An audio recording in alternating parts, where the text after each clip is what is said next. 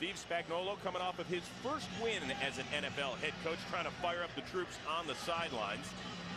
1-7, they are coming off of a bye week. That came after their 17-10 win up in Detroit. With Breeze and that high-powered offense with an 8-game winning streak. Trying for a 9-game winning streak, which has twice been done before by the Saints. Most recently at the end of the 1990 and then beginning of the 91 season. Thomas Morstead, the rookie out of SMU, will kick things off to the Rams. Danny Amendola is back out on the goal line. This will be his first kick return since that concussion that he suffered against Detroit. So let's see if he's a little tentative, pounding it up into the hole. The Rams said Amendola, all systems go. He's been cleared. And we are underway in St. Louis. Amendola dragged down at the 12 by Jolan Dunbar. And that'll bring out the Rams offense led by the two-time Pro Bowl quarterback Mark Bulger. Only 3 touchdown tosses this season. And we talked in the beginning about the adjustment that Mark Bulger has had to make to Pat Shurmur, new offensive coordinator. The West Coast offense that Pat has brought in. Mark dealt with some injuries in training camp, and he really hasn't gotten on the same page. He's had some young receivers. They've rotated guys in. No longer here is Isaac Bruce, no longer Torrey Holt, Marshall Faulk. He's got some young guys in there that they're trying to get on the same page. And the Rams will start out in a 2 tight end formation from their own 13. Bulger comes out throwing. And it is incomplete. It looked like it bounced almost off the backside of his lineman Adam Goldberg, but it did not. Let's meet the rest of the Rams. We talked about Jackson coming off of a season-high 149 yards in that win against Detroit. A pair of second-year receivers in Keenan Burton and Donnie Avery, and a much-improved offensive line thanks in part to the free agent signing of their center, Jason Brown. And that's really who solidified this offensive line. Jason Brown, coming over from Baltimore, has really brought unity to that group.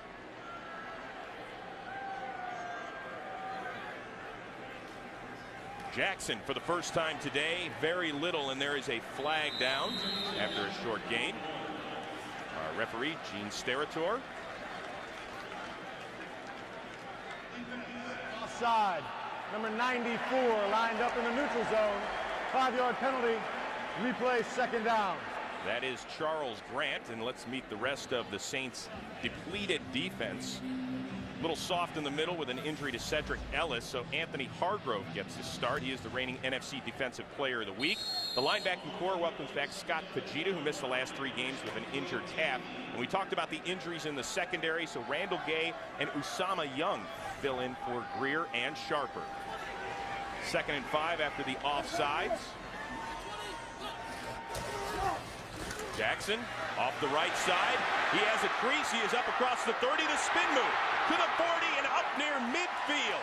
And that is what Steven Jackson does so well. His yards after first contact is where he gets his yards. This season, that's where he's been getting a lot of his yards.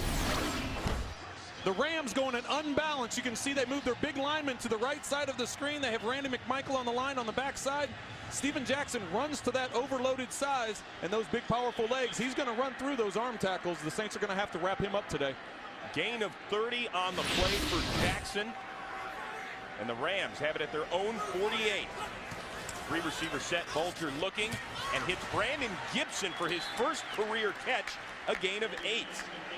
And Brandon Gibson is one of the new receivers that they've brought into the team. He's only been here for a couple weeks. He was a part of the Will Witherspoon trade to Philadelphia. They're going to get a lot of this one-on-one today, and the receivers, like we mentioned in the opening, are going to have to win those one-on-one matchups because the Saints are going to stack 8 in the box to try and stop Steven Jackson. 2nd and short for the Rams. The exact situation their offensive coordinator Pat Shurmur wants to be in. Won't be anymore. False start, offense, number 73, 5-yard penalty, second down. That is the right guard Adam Goldberg filling in for the injured Richie Incognito, who is missing his 2nd straight game with a bum foot.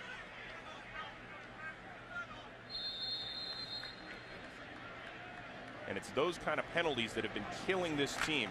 Second and very manageable situation. Now it's second and long. And the coaching staff talked about that. When they get into the red zone, they've been shooting themselves in the foot.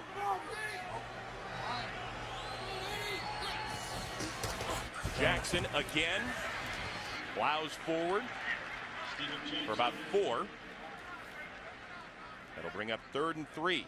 We may be seeing a trend right here. So far, it seems Steven Jackson is pounding the right side of the offensive line. So as we know, second overall pick, Jason Smith is at that right tackle spot, and that's something he was known for coming into the draft, was his ability to drive off the ball and his run blocking skills. So maybe they found something there that they want to run behind.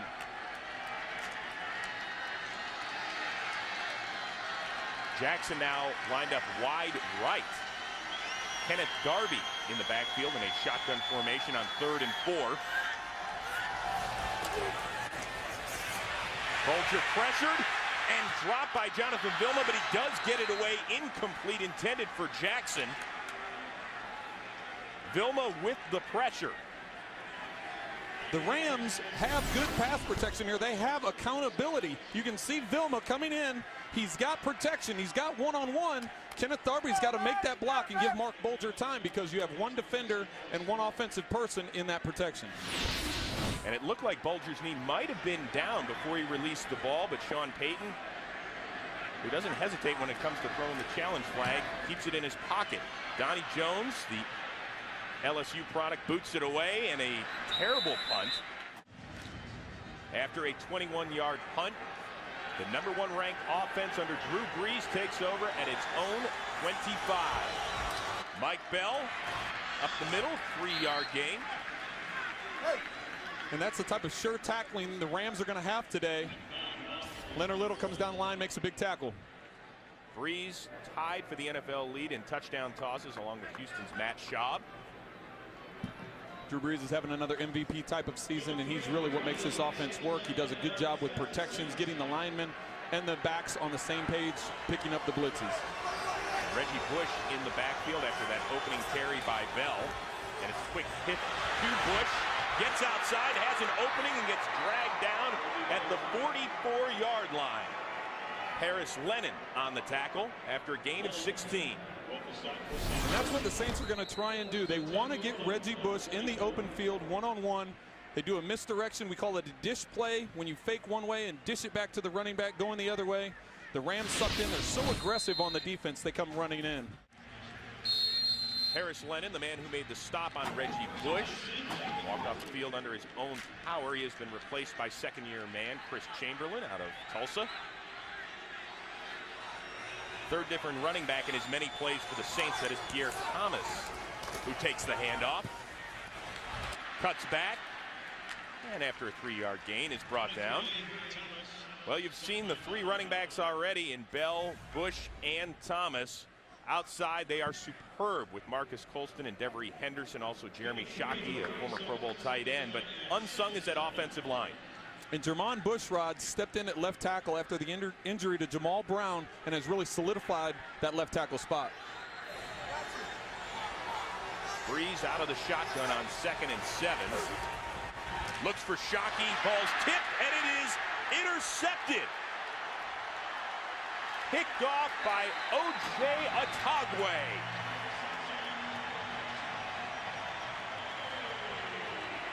We talked in the beginning about the Saints can't have turnovers because they're putting the Rams in good field position. This Rams offense has struggled, and now with this interception by Otagwe, it's going to be good field position for the Rams. The Rams bring pressure. They bring 2 off the edge. That leaves Shockey for the hot route. Chamberlain does a good job. Vabor does a good job of running over. The ball's on the back shoulder. Shockey comes in. Vabor does a good job of getting the ball tipped in the air, and Otagwe always is around the ball, comes up with the interception, and gives the Rams good field position. For Otagwe, his 2nd interception of the season.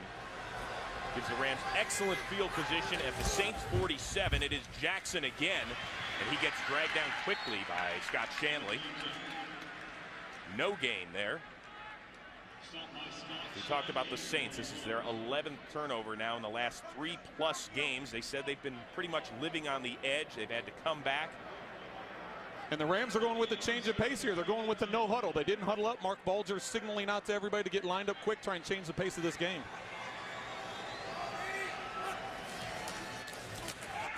Bulger hits Jackson out of the backfield, drags Shanley for a few extra yards, and he's about 2 yards shy of the first down. And that's going to be a matchup that they want all day.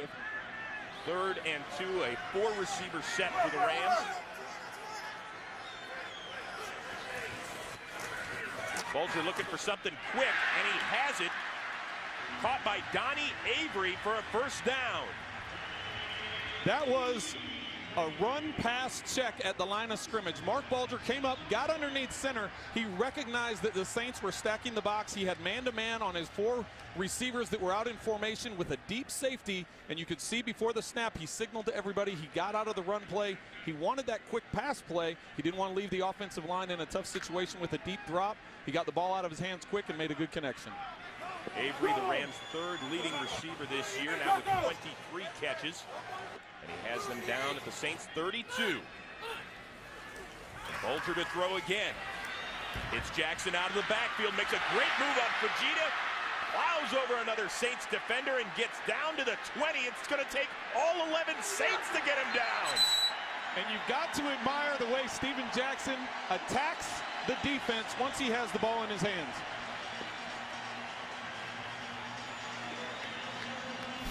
There has to be some concern, though, also. You can see Mark Bulger on the play fake to Steven Jackson. The secondary of the Saints, the linebackers of the Saints get deep. Mark does a good job of spotting that, dumping the ball off to Steven. But when you see that many defenders, if you're the coaching staff of the St. Louis Rams, you'd like to see Steven protect himself a little better, but I don't know if that's in his nature. So the Rams in the red zone, an area where they have really struggled this season. Little cutback by Jackson, tries to bounce outside, but he is dragged down there by Roman Harper, the Saints' leading tackler. They're really overloading the box. You can see Steven Jackson's coming out of the game now, and he needs to with the pounding he's taken these last few plays. We mentioned in the opening the number of yards he has after first contact, the way he's been able to make these Saint defenders miss at the line of scrimmage to get to that next level. And the Rams kind of a mystery, or at least it's been a mystery once they get inside the 20. Only 4 touchdowns in 17 red zone appearances.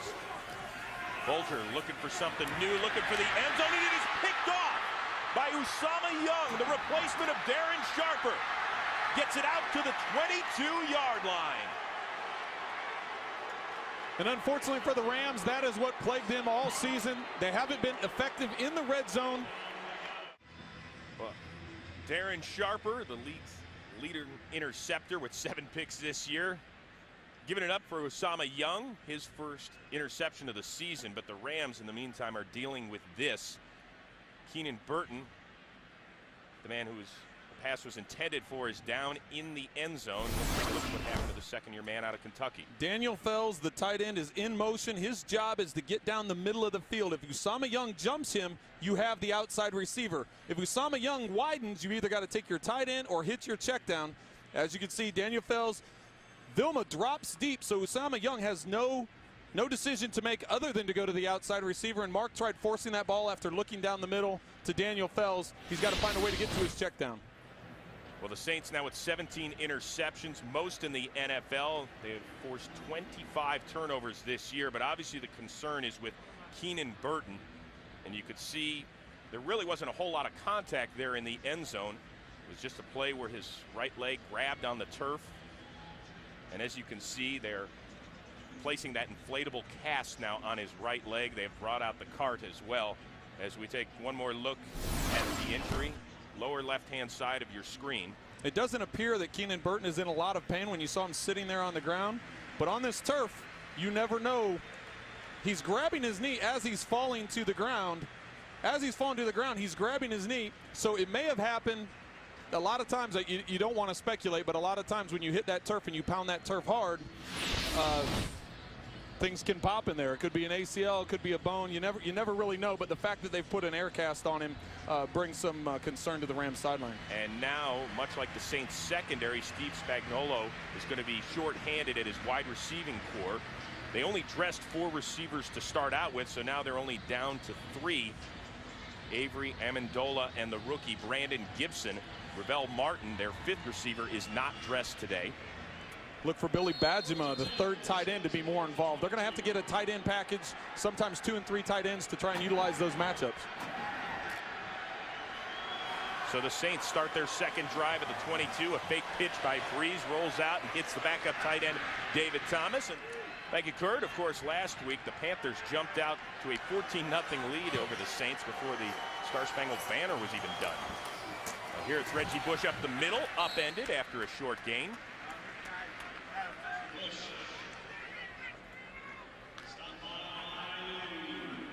We talked to Drew Brees before the game, and he said, listen, we're going to get everybody's shot. Best shot. We know that. We're 8-0 for the first time in history. He said it's kind of fun walking around with a big target on your chest for a change. Well, when you're moving the ball and you're throwing the ball around the field and running the ball and having the balance and winning football games, believe me, it's a lot more fun coming to work every day. That is Devery Henderson in motion on 3rd and 4. Brees hits Shockey for a first down. And Shockey being healthy for the first time since he's been in New Orleans. He's missed a lot of games over the last couple years. Now that he's been able to stay healthy, he's become a big part of this offense. And how much does having a presence in the middle of the field, a guy like Shockey, open things up for you? Well, it draws the attention of the safety. So when your safeties are concerned about the tight end going down the middle of the field, you all of a sudden get isolation on the outside. We saw that in the interception with the Rams. Mike Bell cuts back, gains about 3. James Hall drags him down. Hall, a New Orleans native, went to St. Augustine High School. And you talked about that balance at the beginning of the game. As you can see, only team in the NFL to rank in the top 5 in both rushing and passing. And as far as the run game, as opposed to Steven Jackson, who's basically the only guy in the backfield, they use a 3-headed monster. The wear and tear on Steven Jackson compared to these 3 backs in New Orleans will be a difference down the stretch. This time it's Pierre Thomas coming at you. This will make it 3rd and short. Hall again in on the stop. Just like we talked about with the Rams, they tend to be running to the right side behind Jason Smith. You look at the New Orleans Saints and what they've been able to do, it seems to be running to the left side behind Jermon Bushrod that we talked about early in the opening, who replaced Jamal Brown, who was hurt in the preseason.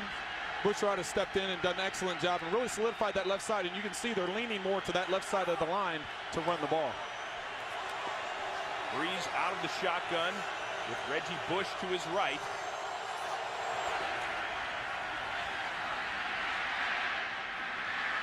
He completes it to David Thomas, who has a first down and then some, down to the Rams 40, as James Laurinaitis is in on the stop. There are different ways that defenses have decided to pressure Drew Brees. Right here, the Rams only rush 4 defenders. They drop 7 into coverage. If you're going to drop 7 into coverage, you can't allow the underneath receivers to go ahead and have the first down once they catch the ball. They got so deep in their coverage that all Brees had to do was keep his eyes downfield and dump it off for the first down. Thomas, a former draft pick of the New England Patriots, came over in a September trade for a future 7th-round choice. Already with 2 catches this afternoon. He stays in the backfield. Brees looking, and it's Thomas again. And they say he is down. That was not a fumble. Justin King hoping otherwise, but ball stay there at the 39. 2nd down. And that's a package that Sean Payton talked to us when we were bringing up the name of Kyle Eckel and the fact he's only been on the team for a couple of weeks. David Thomas is going to be a guy they utilize at tight end, but also at the fullback position. And right there you can see when he comes down, the ball pops out. They rule it an incompletion. As long as that arm touches down before the ball is loose, the runner is down. Brees, hesitation, handoff to Bush. Oh, yeah, nice play, nice play. Hall with the stop yet again. So it'll be 3rd and 5 for the Saints. It'll be interesting to see how the Rams decide to attack this 3rd down. Last time on 3rd and 5, they rushed 4, they dropped 7 into coverage, and they just gave the Saints a layup for the first down.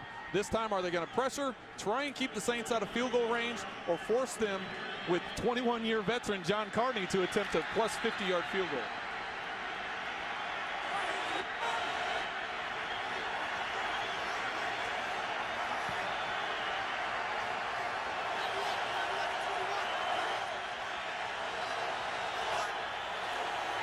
Brees looking downfield and connects with Devery Henderson for the first down. Gets it down to the Ram 14. On that snap, the Rams decided to go opposite of what they did on the last third down. They bring 2 pressure, they rush 6, so that leaves 1-on-1. And right here on the corner route, he gets the leverage. Drew Brees does a good job of looking the flat route. Ron Bartel sucks up on the flat route thinking that's where they're going for the first down. Brees keeps his eyes there, has good protection to be able to drop it over the top, get the corner route for the first down, and get them down deep in the red zone. And for Henderson, a gain of 21, which is exactly what he averages per catch throughout his career. This time the Rams are not fooled. Lawan Ramsey drags down Pierre Thomas. Drew Brees, talked about him at the top of the game. 5 for 5 on this drive for 52 yards. And unlike the Rams, who when they get into the red zone seem to be allergic to the end zone, the Saints, they love being here. They feel right at home. They do a great job. Drew Brees, you understand why he's leading the league in pass efficiency. On this drive, he's using all of his weapons and finding guys open all over the field. 3 receivers set, but Reggie Bush up the middle, darting his way down to the 8-yard line. And that's where Reggie Bush has gotten criticism since he's been in the NFL. Sometimes he gets up there, he dances a little bit too much before he finds the hole. But when you find the weapons and you find the creases and the way that Reggie Bush is be able to find those, you have to give him some leeway. And there was nothing to be made by following the block. And he slides over, finds a gap, gets a couple of yards, and puts them in a manageable third down. We are scoreless in St. Louis, which is kind of surprising for the Saints. It's just the 5th time in 33 quarters this year they have been shut out. But they are knocking on the door. 3rd and 5. They are 3 of 3 on third down conversions on this drive. Drew Brees looking, has a completion, and it is indeed a first down as David Thomas comes up with yet another catch, his 4th this afternoon. And that's what makes this Saints offense so hard to defend. The Rams decide to rush 4, drop 7 into coverage. They went man-to-man. They went a 2-man look. Locked up on David Thomas. He comes in. He expands with. The safety comes up. Natagwe comes up and tries to knock the ball out. Can't get the ball out of there. Thomas pivots, gets the first down. Thomas had only 7 receptions coming into the day. He has 4 so far. Brees out of the shotgun, hands it off to Bush, who gets into the end zone.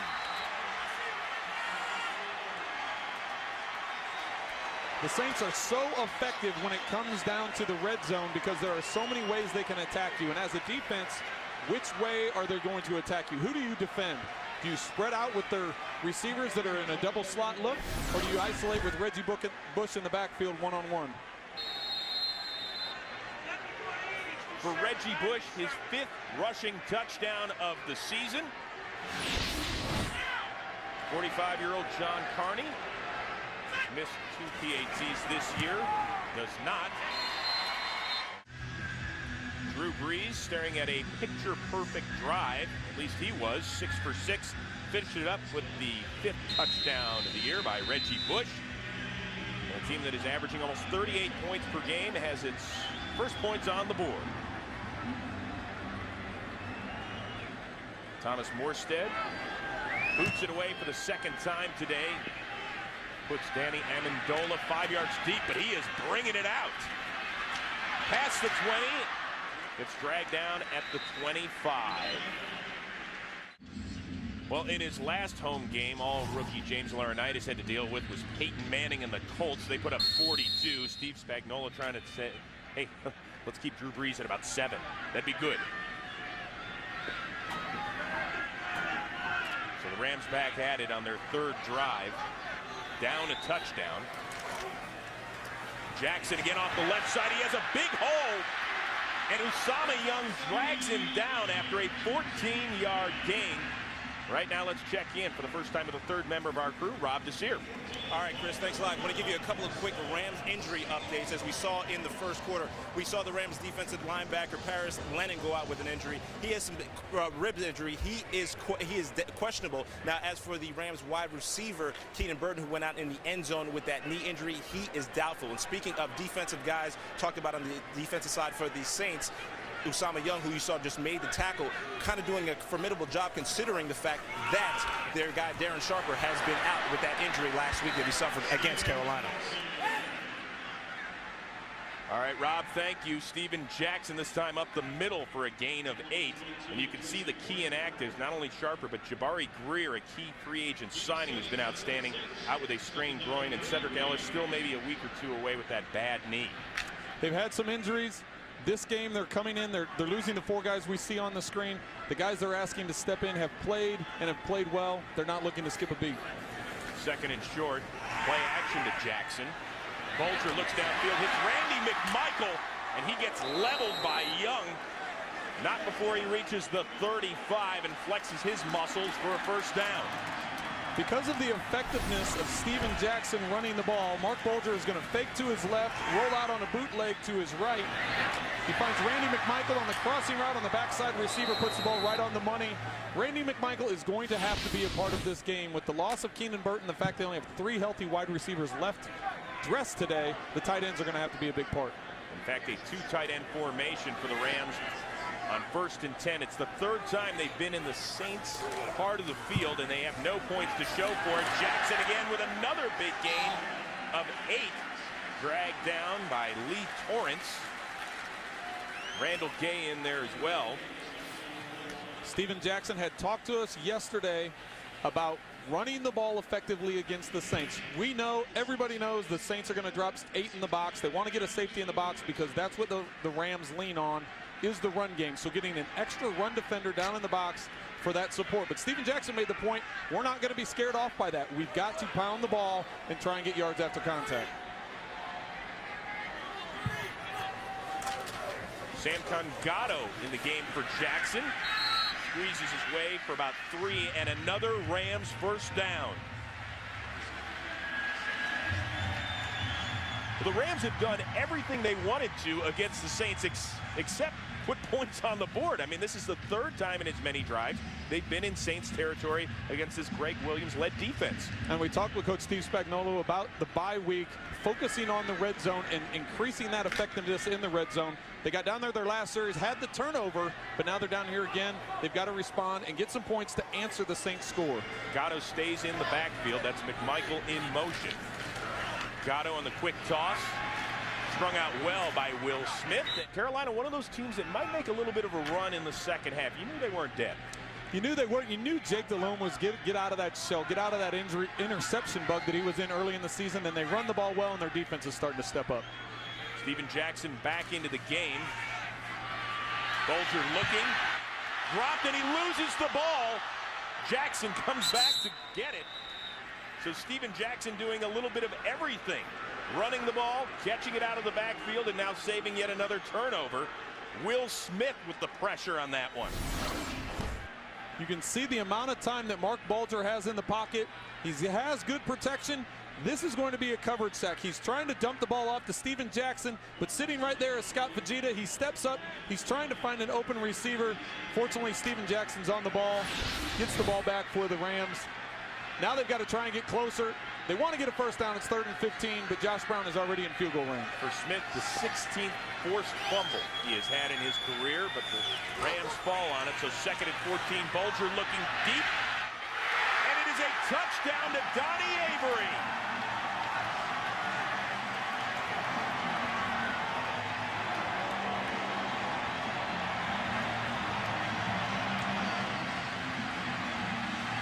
And Avery beat Jabari Greer's backup, Randall Gay. So much for trying to pick up the first down on 3rd and 15. The Saints decide to commit everybody to the box. You get one-on-one. He gets a corner route, gets Randall Gay to bite on the move to the inside. Mark Bulger puts it right on the money. What a way to respond by Mark Bulger, coming back down after the interception and getting the touchdown to tie this game up. Josh Brown ties it up. Steve Spagnuolo loves what he sees so far out of his club. 8 plays, 75-yard drive, capped off by a 29-yard TD toss and catch from Mark Bulger to Donnie Avery, his 3rd receiving TD this season. So the Rams and Saints tied up at 7. Josh Brown to do the honors. Courtney Roby takes it on the run at his 5. Across the 20, dragged down at the 27-yard line. Mark Bulger's 4th TD toss of the season has the Rams even with the high-powered Saints, and this is not a misprint here. The Rams have 48 more yards than the Saints.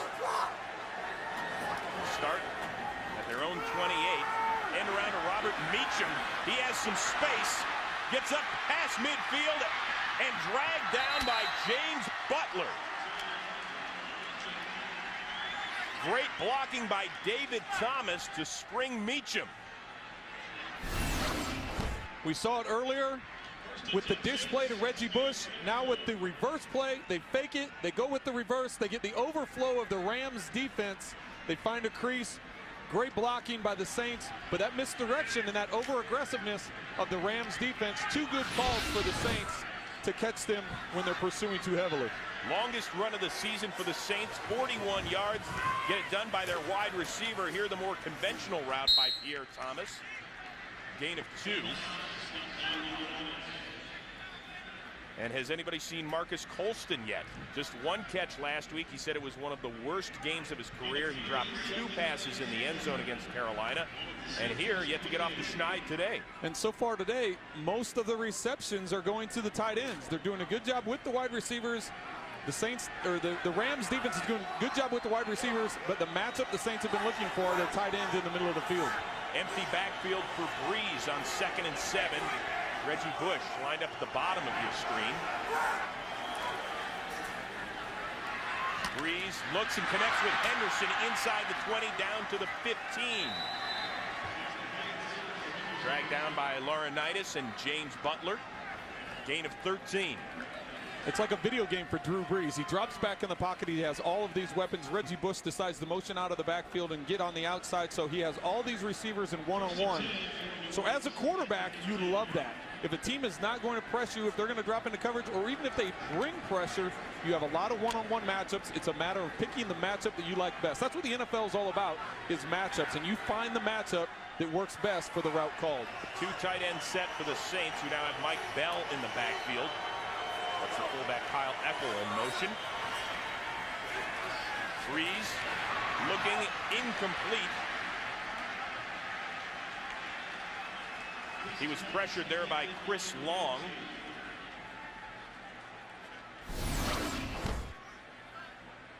The isolation on Chris Long coming inside on Bushrod is able to put pressure on Drew Brees. You can see Drew's eyes started out to the left. He was trying to get the safety to think he's going to the left. He knew he had an isolation one-on-one with the tight end on the backside.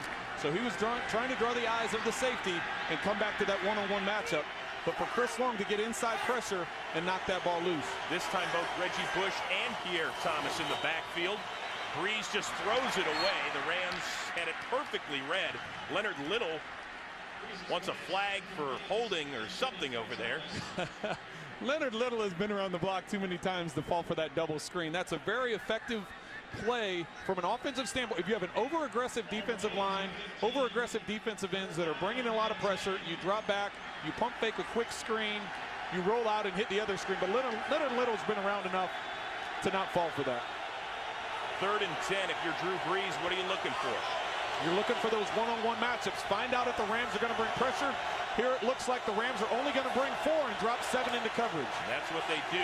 Breeze hits Bush out of the backfield, races to the corner, touchdown.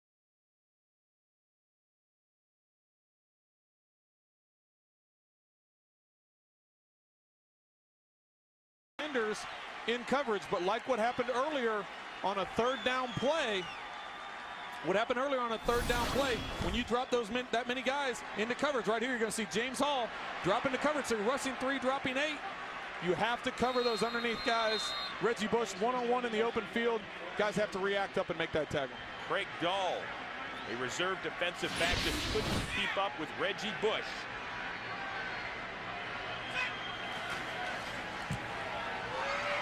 The PAT is good. Welcome back to St. Louis, where the Saints just took a 14-7 lead on the Rams. Reggie Bush is one-on-one with Craig Dahl coming out of the backfield. Just before this snap, I talked about matchups, and quarterbacks are trying to find matchups. Craig Dahl is overmatched one-on-one with Reggie Bush. He gets him in the open field, does a double move, gets separation. Once he gets the ball in his hands, he's electric. I got to tell you, on a football field, Usain Bolt might be overmatched in a one-on-one matchup with Reggie Bush. Thomas Morstead off to kick it again. This one is going to be a hopper picked up by Billy Badgema, one of the up men. Brandon Gibson in motion. Bulger hits Gibson, tries to make a little move. Dragged down by Jonathan Vilma and Randall Gay. Gibson, one of these guys they're going to get a look at right now as far as the receiving core goes. He came over in an October trade from Philadelphia for Will Witherspoon. Rookie out of Washington State. He was a 6th-round draft pick. Brandon Gibson's a guy that they said coming into the game, the Rams told us coming into the game, they wanted to find out what they had in Brandon Gibson and find out what he could do. He was going to get some reps, but with the injury to Keenan Burton, he's going to get more opportunities today. 2nd and 3, a 2 tight end formation, and that is Remy Adele making contact.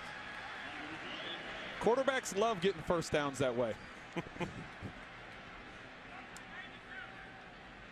Encroachment. Defense, number 92, made contact. 5-yard penalty. 2nd down.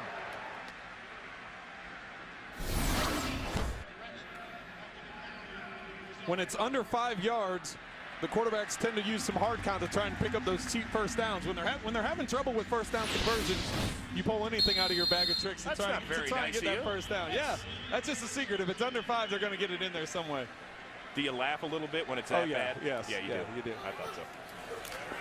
Jackson off the left side for about a hard 4 there. Healthy dose of Steven Jackson, exactly what we expected. And the Rams love how he has grown into become a leader on the offensive side of the football as well. Bulger pressured, and he is dropped. Adele and Grant. Thank you very much, Kurt. Of course, Steven Jackson came in tied with Adrian Peterson for 3rd most rushing yards in the NFL. There's a timeout right now on the field. 2 very similar backs, Steven Jackson and Adrian Peterson. Like you said, they came into the game tied for 3rd in the NFL in rushing, but very physical runners. They like to pound the defense. They want to make the person tackling them, they want to punish that person.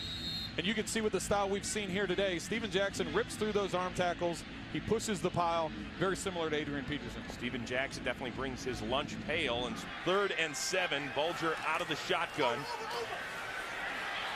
Looks downfield, hits Gibson again for a first down. Dragged down by Usama Young. So Brandon Gibson, without an NFL catch prior to today, picks up 16 on his 3rd grab. We've talked about today what the Rams defense is doing against the Saints offense. Here, the Saints defense decides they're going to rush 7, drop 4 into coverage. That leaves everybody one-on-ones. In the opening, we talked about these young receivers having to win those one-on-one opportunities. And right there, Brandon Gibson does a great job in one-on-one coverage. Mark Bulger puts the ball right on the money. Once again, 2 of the 4 starters in the Saints secondary inactive because of injuries today. Showing blitz, Jackson for maybe a yard, 2 at the most. Charles Grant on the stop. And that's the first time today that we've seen the Saints defense bring a corner blitz. Tracy Porter, coming from the left side of the formation for Mark Bulger, brings a corner blitz because the Rams have been running the ball to the left side. So maybe Greg Williams decided, you know what, let's bring the corner on this one. We'll roll the safety over the top to get that coverage for that receiver up there and maybe add more run support to that left side. Greg Williams, a guy that's brought a lot of energy and enthusiasm in that blitzing scheme to this Saints defense in his first year as the D coordinator. Jackson lined up wide right. It's Billy Badgema, who was wide open. He gets stoned by Marvin Mitchell at the 30, but not before getting another Rams first down. And that's when you lose a guy like Darren Sharper to injury, and you have some young guys in the secondary. You have two guys starting together for the first time this defensive unit. You leave a guy, whether the linebacker's communication, but when you have a guy wide open in the middle, there's miscommunication somewhere, whether it's the safeties or linebackers as far as who has that receiver. Darren Sharper, guy that's a 4-time Pro Bowler, a leader in the secondary, whether it was in Green Bay, Minnesota, or now down here in New Orleans. Jackson arm tackled by Bobby McCray. Now the Saints truly keying on Jackson on this drive. And a little pushing and shoving at the bottom of that pile as well. I think I might like Steven Jackson in that matchup. He gets a little feisty, doesn't he? He was even getting a little fired up in the meeting the other day. He's an aggressive player. He's decided to take this team on his shoulders. He understands he's got to be the leader. He understands he has to be the leader of this offense. He's taken that responsibility. It hasn't been a role that he's been real comfortable in prior years, but he understands for this offense and this team to turn the corner and get done what Coach Steve Spagnuolo is trying to get done here, he's going to have to take that role. Well, Sean Payton's team has just burned its second time out, and he looks a little fiery right now. Obviously, a lot of questions still with the second half of the season to play, and one of them is going to be, is this Saints defense for real? They've been opportunistic. They've gotten things done. They've forced 25 turnovers now on the year, best in football, but in the last now 3+ games, teams have been able to run against this defense. You look at against Atlanta and Carolina, Miami, those guys have all ran the ball very well. DeAngelo Williams a week ago ran for 149 yards. 2 weeks ago, Michael Turner ran for 151 yards. So that is a weakness, and that's an area we talked to Greg Williams about. He was not overly concerned about it. He thought they've done a good job. They've given up some big plays, and they want to eliminate those big runs, those big plays. But with a back like Steven Jackson, you better wrap up and not let him get rolling down the field. Jackson with 73 yards in the first half, looking to add more, but he is dragged down quickly by Demario Presley, second-year man out of North Carolina State. Recently brought up from the practice squad when the Saints had to put Kendrick Clancy on the injured reserve.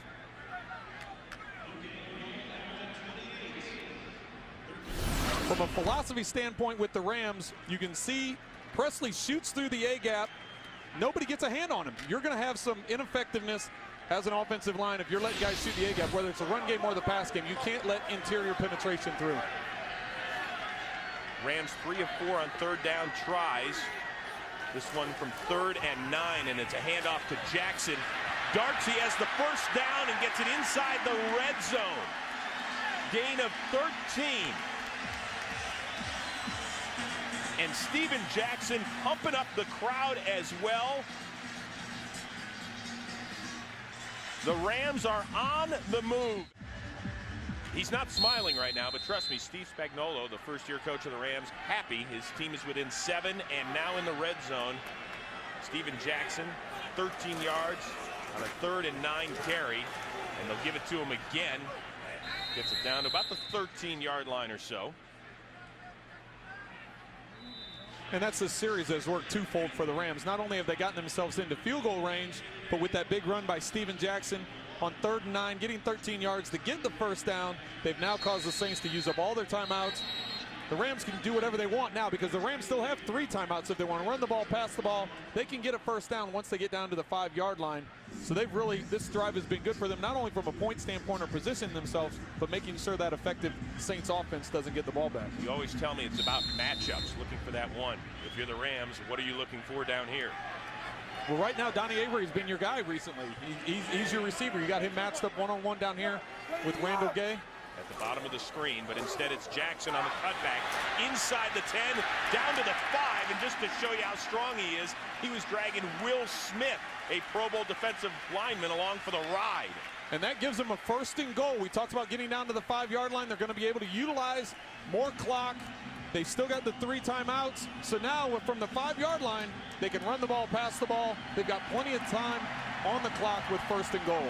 That is the 50th first down of the season by Steven Jackson, who now has 95 yards rushing on the day. And you can see the way Greg Williams was thinking there. They stayed in a cover 2 look, didn't have the run support down in there, and Steven Jackson pounded for the first down. Gibson and Avery at the bottom of your screen. It's Jackson again, up the middle for about 2. Demario Presley in on the stop. And a timeout by the Rams. Well, we talked about coming in that the effectiveness of the Rams running the football was going to be a way for them to keep the Saints offense off the field, but also that's the thing that the Rams do best, and so far Steven Jackson has been able to do that. Now that they're down inside the 5-yard line, The Rams have only had one rushing touchdown all season, and that was their last victory 2 weeks ago against Detroit before their bye week. Let's see how they try and get into the end zone here. Do you stick with your workhorse, Steven Jackson, or do you try and get one of your isolations with your receivers on the outside? Brandon Gibson, the rookie, down at the bottom of the screen. That is Avery in motion.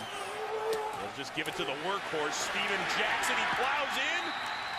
No sign yet. They are saying touchdown, Steven Jackson.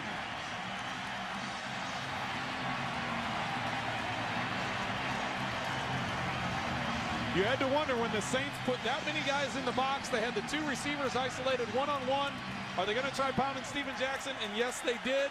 He pushes that pile into the end zone. Great line drive by the Rams. They had a couple of plays during that series where they left the gaps open, but they came together and got the ball in the end zone.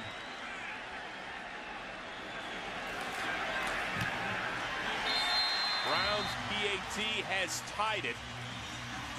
Steven Jackson giving a lot of love to his fullback, Mike Carney, the former Saint. Steven Jackson, this offensive line, Adam Goldberg, Jason Smith, that's who they've been running behind. They pound it right up in the hole. Jacob Bell comes around, he pulls around to give a lead for Steven Jackson. They push the entire pile into the end zone to tie this thing up. The only thing they may be a little concerned with, even though the Saints are out of timeouts now, there's 55 seconds left in this half. And you know how the Saints offense works. But I tell you right now, that Rams sideline, they're not worried about any of that. This game's tied up 14-14. Well, that is Mike Carney, the fullback who spent the first 5 years of his career in New Orleans before being cut in March, the day before his wedding. And here's a toaster as well. Carney and Jackson have become very close here in St. Louis. Carney said he understands the business side of this game, as you all do as players eventually. But man, to get cut the day before you say I do and your team says I don't anymore. Well, and you can see that meant a little something extra as the replay showed. Once he got that block on Shanley and he was standing over the top of him once Jackson got in the end zone, he gave a little fist pump. He got a little fired up. He put a little extra into it. Brown boots it away to Roby. Takes it at his goal line. He gets smashed at about the 24. Chris Chamberlain, man who leads the Rams in special teams tackles, notches another one on his belt. So now 50 seconds left. No timeouts. What do you think they're going to do? They're going to try and score. 50 seconds is a long time for this offense, so it's going to be a great challenge for this Rams defense to answer the bell. Whether they rush 4, rush 6, whatever they're going to do from a defensive standpoint, you've got to put pressure on Drew Brees. If he stands back there all day, he's got those big wide receivers to throw to down the field. Brees probably feels like he's in the red zone right here. Out of the shotgun. Pressured. Gets it away to Reggie Bush, and a terrific tackle there made by C.J. Aiyuk. That's what we talked about going into that play. The Rams are going to have to put pressure on Drew Brees. They closed that pocket down, put the pressure on him, had him wrapped up. He was able to flip the ball to Reggie Bush. Great play by C.J. Aiyuk to get the tackle. Brees hits Shockey, who came out of the backfield, trying to maybe find that sideline. Gets dropped by Craig Dahl.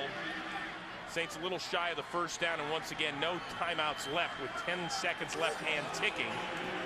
Brees stops the, okay, now what? You're going to stop the clock, but if you don't get the first down and you leave any time left, the Rams could try a field goal. So now don't you have to punt it away? You have to punt it away. You can't take that risk. The Rams are still sitting with 2 timeouts left. Not real good clock management by the Saints. Both times the receiver was inbounds. Good job by the Rams defense to rally and keep those receivers inbounds. Is it possible that Drew Brees thought they had a first down there, or had lost? I mean, is it? It is possible. You might have lost track. I mean, things happen very quickly out there, don't they? Definitely. Well, the play clock has ticked down to 0.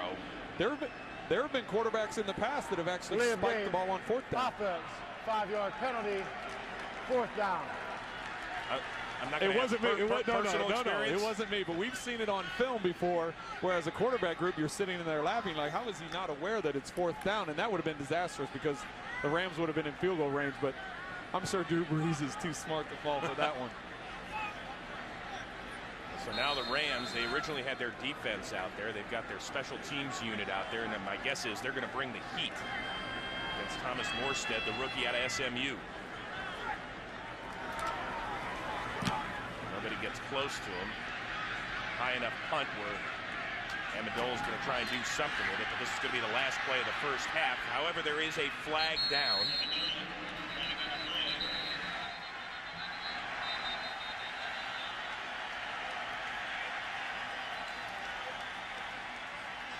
You can hear the response of this St. Louis crowd. They're fired up. The fact that it's 14-14 heading into the half. During the return, illegal block in the back, return team number 94. Penalty is declined. That is the end of the first half. Steven Jackson is pounding the ball. He's been the workhorse for the Rams. They're utilizing him in the pass game as well as the run game. The big surprise for me is the Saints haven't got going offensively, as their wide receivers have not been a big part of the passing game. Courtney Roby takes it on the run at the 5, gets across the 20, has an opening past the 30. Brown cannot get him. Courtney Roby is gone.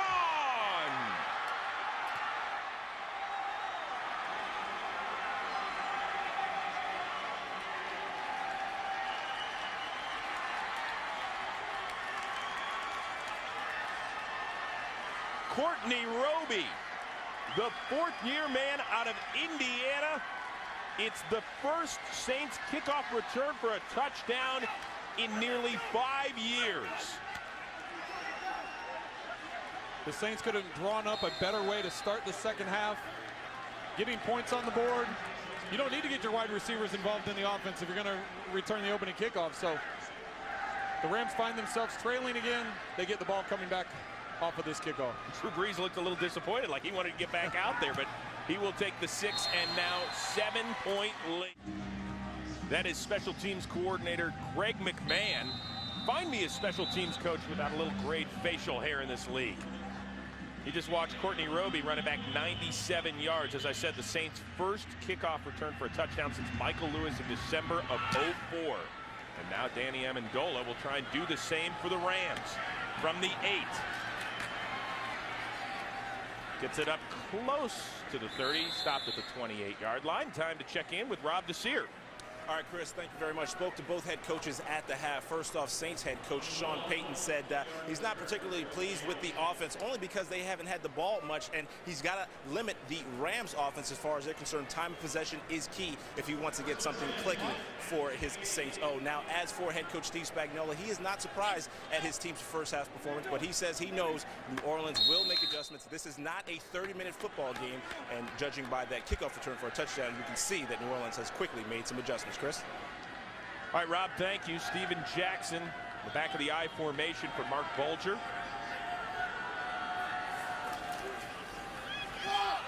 Bulger hits Brandon Gibson, sidesteps a would-be tackler, and it is Gibson who gets it up to the 48-yard line. His 4th catch of the afternoon. We talked in the beginning about the young wide receivers being matched up one-on-one. Brandon Gibson one-on-one with Tracy Porter. Bulger gets the ball out of his hands. The ball is right there when Brandon Gibson comes out of his cut. Does a good job avoiding the first tackle, getting vertical on his release, and getting the first down. And because Porter did not make that tackle, he was then injured trying to make the second tackle. His own man, Usama Young, actually ran into him, so the second-year man from Indiana is down. Tracy Porter just now getting to his feet, ever so slowly. That is Malcolm Jenkins, the Saints' first-round pick out of Ohio State. He'll be thrust into the lineup now. Usama Young starting today for the injured Darren Sharper, and of course the veteran Randall Gay got the nod at cornerback for Jabari Greer. So you're talking about 3/4 of the secondary that is new right now on the field for Greg Williams. And you look at the other side of the ball, the Rams lost starting wide receiver Keenan Burke to an injury, so the Rams only have 3 wide receivers dressed for the rest of the day. knowing that the Saints are injured from a secondary standpoint, you'd like to have more wide receivers active. It's just the Rams don't have any more wide receivers because of the number of injuries they have. Their fifth receiver, Ravel Martin, inactive this afternoon. So Donnie Avery, the rest of the guys will go at a Saints secondary that just lost another starter in Tracy Porter. We will keep you posted on his health.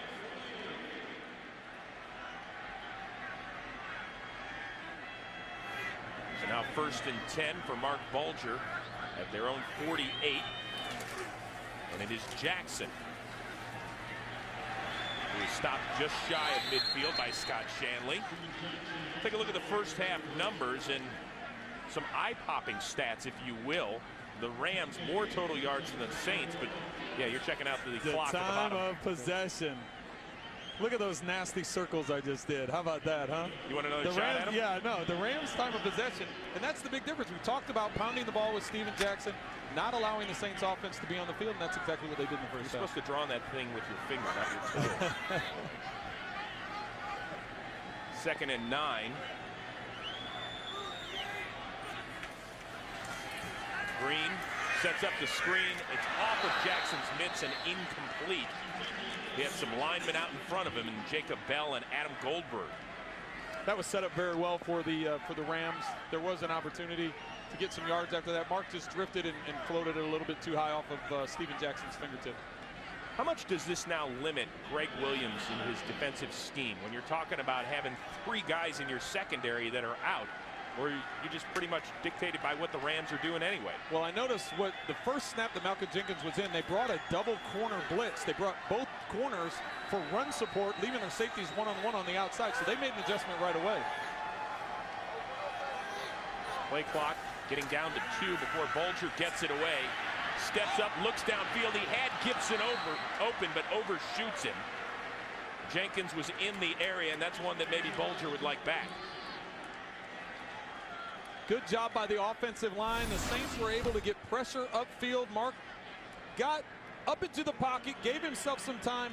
You see the double move and the wide open space over near the sideline between the corner and the safety, and you can see the frustration that Mark Bulger has. He knows he missed an open opportunity there. The Baton Rouge native and LSU product, Donnie Jones, on to punt for the 2nd time. Back to Reggie Bush, who's standing at his own 10. Calls for the fair catch, squeezes it. Drew Brees, the former Charger, now in his 4th year with the Saints, hands it off to Pierre Thomas, who has a big hole and has another first down for the Saints before he gets racked up by O.J. Atagwe. Great job by the Saints offensive line creating a hole. Thomas comes through to get isolation on the linebacker. Pierre Thomas gets into the secondary. Good tackle by the Rams secondary, but he's already got the first down by the time he gets there.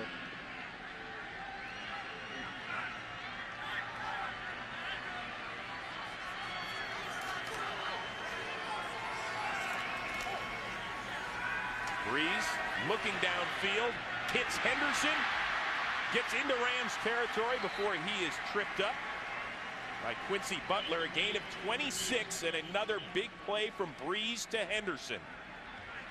The Saints come out with a 2 tight end look, 2 wide receiver look.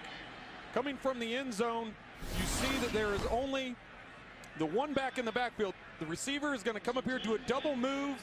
They come up and get a crossing route. You get the secondary. You get the secondary to drop deep into coverage because of the vertical passing game of the Saints.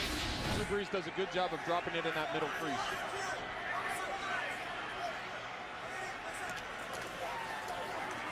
Pierre Thomas stopped for no gain. Harris Lennon, who was shaken up in the first half with the tackle, along with Clifton Ryan. Question is, will the Saints have enough players on their defense to continue? Tracy Porter, the 2nd-year man out of Indiana, just carted off. Of course, Darren Sharper, the 4-time Pro Bowl safety, Jabari Greer, the key free agent acquisition, both inactive because of injuries today. So playing a little short-handed, but the Saints do have the lead and the ball and are in Rams territory. The Rams talked to us about shuffling in different personnel groups. They brought 5 guys on the field, brought the 5 guys off, so they're shuffling personnel groups. Brees looking down the middle of the field, and the ball's picked off by James Butler. Butler has some room to run, and he's just going to tap out at the 40-yard line. You don't see guys tap out that early. Usually they try and smash it up in there. Drew Brees picked off for the second time today. Quick conversation with Jeremy Shockey over on the bench. The Rams trying to make some noise, and Jackson held to almost no gain on the play. Jonathan Vilma mixing it up in there. I could definitely relate to what Drew Brees is going through there. He's very emotional with Jeremy Shockey. I don't think he's mad at Jeremy Shockey. He's just trying to get that communication open. Drew's upset. That's his second interception of the day. The passing game hasn't really been working for the Saints so far. The Rams are doing a good job with their defense and shutting down that passing game. And just that frustration from Drew Brees and that conversation with Jeremy Shockey. Shockey just one catch for 8 yards on the afternoon. Bulger, incomplete, intended for Jackson.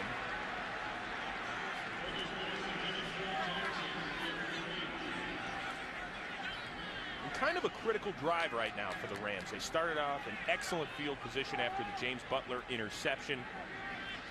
They've been able to move against this Saints defense, at least they were in the first half, and you don't want to get 2 scores behind this team.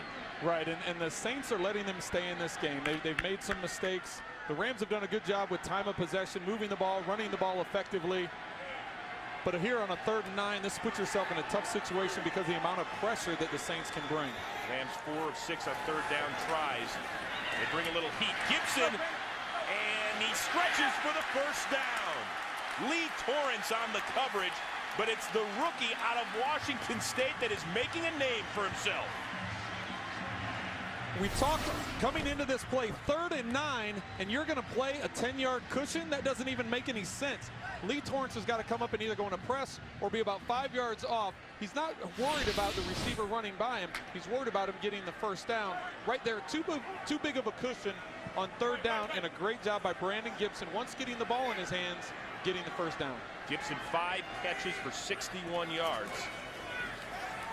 Jackson cuts back. He's got an opening. He pulls over his own man and gets down to the 40. How's that for being a physical runner?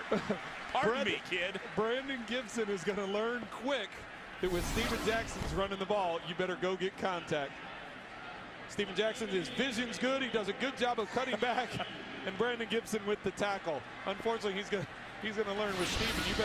You better get up on your block because he's rolling behind you. That's the hardest that Gibson's been hit all day. Jackson now 110 yards on the day. It's his 3rd straight 100-yard effort. Leaves it 2nd and short. Daniel Fells, the backup tight end, in motion. Bulger looking. Has a man, and it is Fells down at the 25. He gets up and gets down to the 21. Broke the tackle of Scott Fujita. Great job by Mark Bulger in the pocket. Comes out with the play fake. You can see his eyes are front side. He's trying to get backside. Does a good job of keeping his feet. The offensive linemen keep playing. Mark steps up. Has a way of finding Daniel Fells. He's always on the move. There's a deep safety there you can't see on the screen. But Fells sees that Bulger's having trouble. He works his way back and is able to get in the vision of Mark, who puts the throw in there.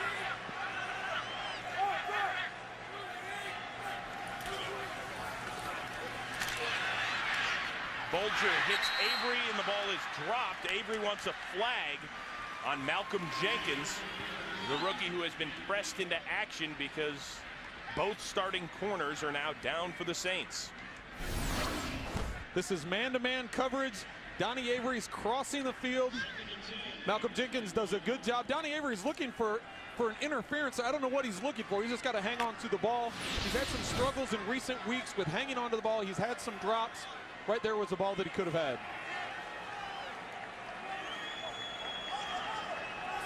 Three receivers set for the Rams on 2nd and 10. Jackson again up the middle, has a little room. And with that run, he is now past Lawrence McCutcheon and is in 3rd place in the Rams' all-time rushing list behind only Eric Dickerson and Marshall Faulk. Not a bad list to be on. Pretty good short list, and Steven's got a lot of years to play. He keeps grinding it out this way. He's going to keep climbing up that chart.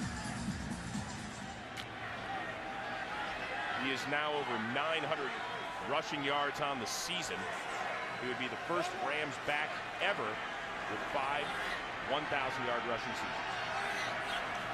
On 3rd and 3, Bulger looking. Throws it for McMichael, who has to go off his hands, covered by Roman Harper. Now that's a play that they could have potentially had pass interference on.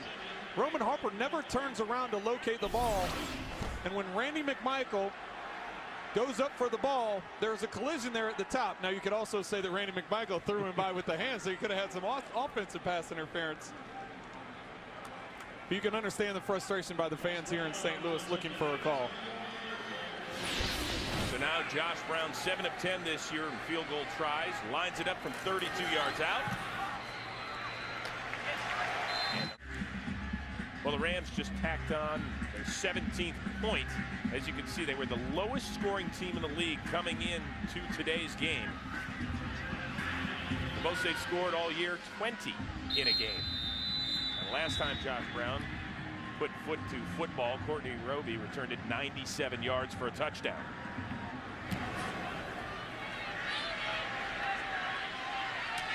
Roby's not going to come out this time. When we look at what the Rams are trying to do on this play, you've got Carney in the backfield who is going to run a flat route. You've got an isolation route by the receiver and a crossing route by the backside. What they're going to do is we come off the playback. Normally that's called a flood route. You do a lot of those in the red zone, but Randy McMichael goes to the ground and drags across. So people are saying, why not throw to Carney? He's open in the flat. That's because it was a built-in throwback, and Mark wasn't even looking to the flat. If they had had that play called to work the flood side of it, then obviously Mark just flips it into the flat. But because that's a predetermined play, hey, we're going to try and flood the field and do the throwback, that's why it wasn't thrown. Well, the Saints start the drive with Mike Bell in the backfield. I haven't heard much from him since the first part of the game. Gain of about 2. James Laurinaitis, the rookie out of Ohio State, who has so impressed the coaching staff here in St. Louis. Not easy playing in the middle of that defense. That's where they're going to address. They've talked about that potentially going into the free agency or the draft is working on the interior of the line. They drafted Chris Long a couple years ago, defensive end. James Hall has played some outside and some inside. Leonard Little has been a force on the left side for them for a long time. Reggie Bush off tackle, has some space. Look out, folks. Reggie cuts back, and O.J. Atogwe makes the tackle. A 55-yard run for Reggie Bush, the longest of his career.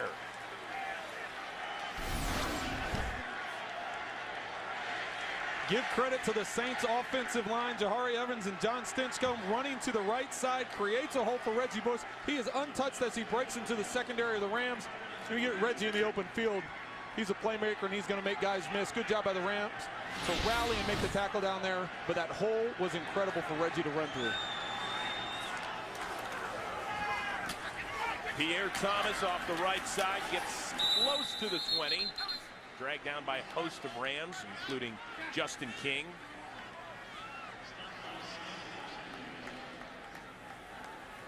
Reggie Bush, for years, everybody has said, how should Sean Payton properly use him?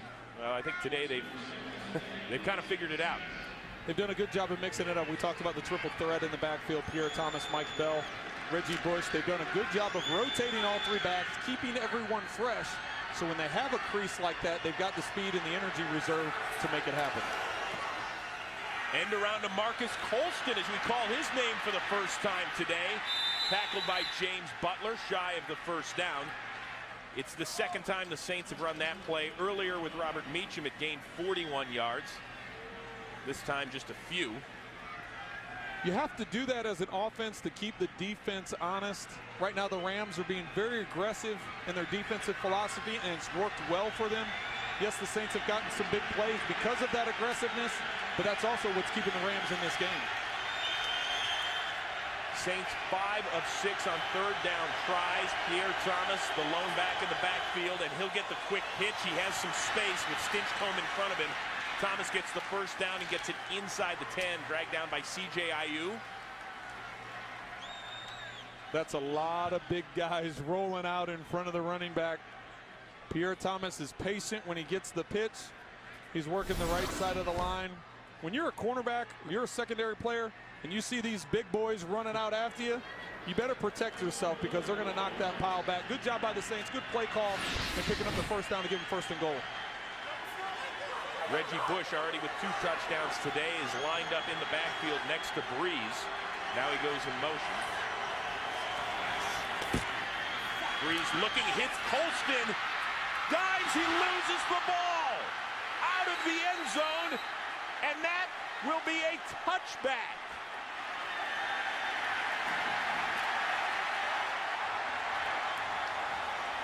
You got to like the effort by Marcus Colston, knowing he's trying to get in the end zone, working really hard to get in the end zone, but you also have to understand. Another look as Colston reaches for the end zone.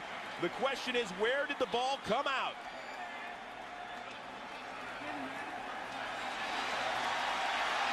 The hit by O.J. Atagwe, and the ball goes out of the end zone. And watch Breeze's reaction.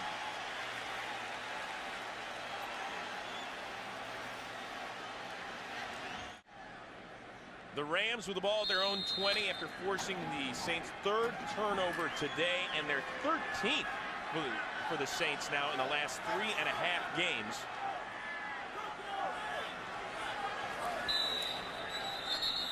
And another whistle and a false start on the Rams.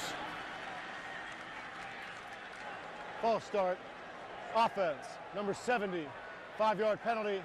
1st down. That's the left tackle, Alex Barron. Marcus Colston, as he approaches the goal line, goes the jump, and you can see O.J. Atagwe gets in there, and he gets his helmet as Colston is reaching the ball out. So there's no need for a replay there. I think the Saints saw that, realized that as Colston was reaching for the goal line, that's when the ball was popped out. And that really could be a game-saving play. You get down 11 points against the Saints going into the 4th quarter, and who knows? Jackson wrapped up for a loss by Charles Grant.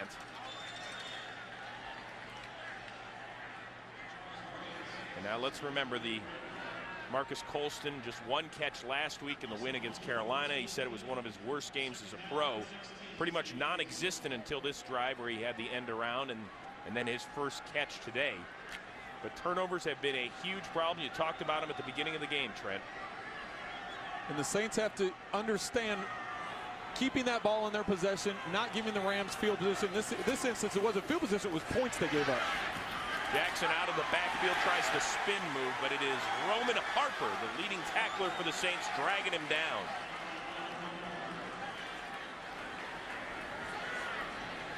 We've talked all day about Steven Jackson, his ability to break tackles, his ability to run through arm tackles. Here Steven Jackson's going to get in the open field. Mark does a good job of looking downfield, getting to a secondary receiver, hitting Steven Jackson. Roman Harper with a great open field tackle, going after Steven Jackson's weapons. That's his legs. 3 receivers set on 3rd and 17. Bulger hits Avery, gets dragged down well shy of the 1st down, and Donnie Jones on a punted away to Reggie Bush, who's averaging less than 4 yards per return this season. Bush takes it at the 32, cuts back inside. There is a flag down, and so too is Reggie Bush at the 45 after a 13-yard return. Chris Chamberlain on the coverage.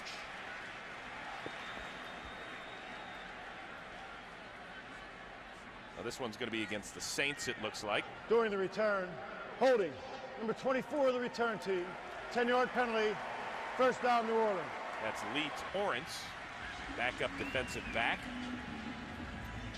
So now the Saints and Sean Payton will be backed up. The good thing about the Rams, they changed the field position after getting the turnover. The fumble by Colston through the end zone gives them the ball on the 20. Just like they've done all year. They shot themselves in the foot with a penalty early, gave themselves long down in distance. But with that punt and with the penalty, they've made it a long field again for the Saints. Pierre Thomas up the gut. Gets about 4. That's one of the first times today we've seen that wrinkle from the Rams defense. Ron Bartell came on a corner blitz there. Whether it was supposed to be a run blitz or a pass blitz, it didn't really matter. They were trying to bring extra pressure. And like we talked with Coach Spagnuolo going into this game, they were going to change a lot of personnel groups, change a lot of groups, give Drew Brees some confusion to try and mess up the rhythm of this offense. An intent-looking coach's booth here in St. Louis. 2nd and 5, Brees out of the shotgun. Quick toss to Henderson. He's got it. He splits the defenders and gets it past the 40 for another big play by Devery Henderson. James Butler in on the stop. And if the Saints so wish, that would be the final play of the 3rd quarter. Devery Henderson does a nice job on that catch with his strength of his hands. You saw the Rams defender trying to rip that ball out of there. He does a good job securing the ball before the collision after the first down.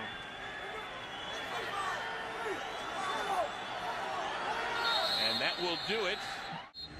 Steven Jackson trying to catch his breath here in St. Louis. The Rams offense really hung in there and have a time of possession lead, but they don't have the scoreboard lead. So we begin the 4th. Drew Brees to Pierre Thomas. Dragged down by Darrell Scott. Rookie out of Clemson. So it'll be 2nd and 5. And really a key possession, if you're thinking about it, for the Rams defense. They've got to stay within at least a touchdown of these guys, don't you think? You would think so. The way this game is unfolding, the Rams defense, they gave up a lot of yards on the last possession. They've done a good job most of the day of keeping the Saints offense controlled. Last series they got the turnover down by the goal line, but they did give up some yards. So they've got to hold them to a field goal or even better, hold them to a punt. Mike Bell in the backfield, and there's a flag on the play. Looked like the right side of the line move. False start. Offense, number 80, 5-yard penalty, 2nd down. That is the 3rd tight end, Darnell Dinkins, the 8th-year man out of Pitt. The Saints offense has done a good job of mixing things up. They've ran a couple reverses today. They ran the dish play earlier to Reggie Bush where they faked the fullback one direction, dish it out to the tailback going the other direction. And then on this last set of downs on 1st down, they tried the screen on 1st down. Just good pursuit by the defensive line to make that tackle. 3 receivers set for the Saints. Brees, plenty of time, and he hits David Thomas underneath. Gets for the 1st down and is spun out of bounds by Laurinaitis. David Thomas, the backup tight end to Jeremy Shockey, with his 5th catch today, had only 7 coming into the game. He's been a big part of it. We talked about the wide receivers not being a real big part of the Saints offense so far. The last series they got involved a little bit, but right now the tight ends have been the main target for Drew Brees in this Saints offense.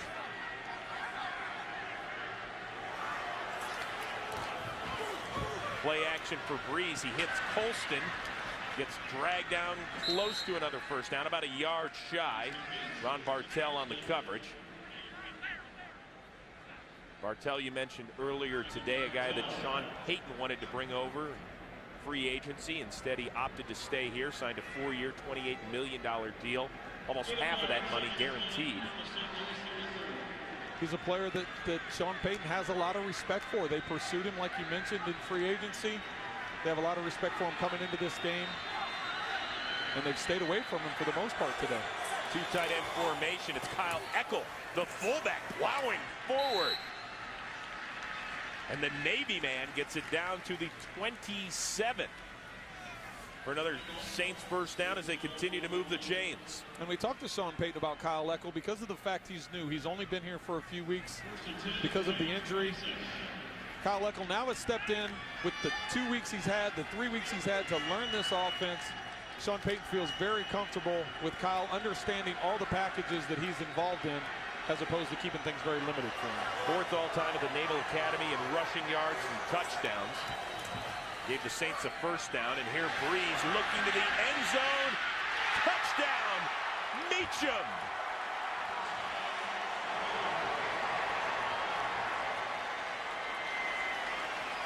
Quincy Butler decides to go to undercut the receiver. He goes to undercut the receiver, knock the ball away, get in position for the interception. He goes in position for the interception, decides to undercut it. Drew Brees is just too accurate down the field. He can't get up there and reach for it. Meacham gets a touchdown. That's the momentum swing that the Saints needed. John Carney on to add the PAT.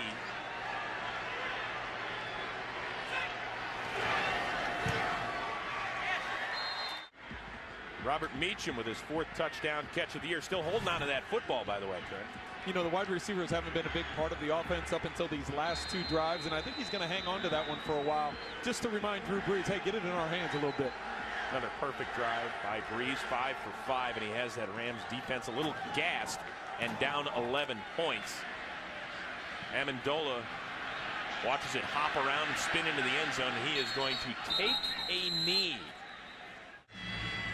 Rams down double digits for the first time today. If you're offensive coordinator Pat Shurmur, how much does that take Steven Jackson in the ground game out of your O? Well, I think with 12 minutes to go in the game, you have to stick with the game plan and what's been working up until this point. Well, here is Jackson, and there is Charles Grant. Hi. How are you? Grant has played an outstanding second half.